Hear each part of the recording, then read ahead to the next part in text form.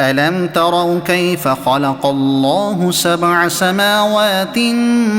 طباقا وجعل القمر فيهن نورا وجعل الشمس سراجا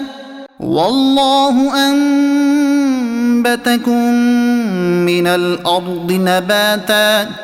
ثم يعيدكم فيها ويخرجكم إخراجا والله جعل لكم الأرض بساطا لتسلكوا منها سبلا فجاجا قال نوح رب إنهم عصوني واتبعوا من لم يزده ماله وولده إلا خسارا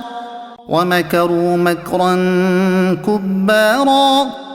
وقالوا لا تذرن آلهتكم ولا تذرن ودا ولا سواعا ولا يغوث ويعوق ونسرا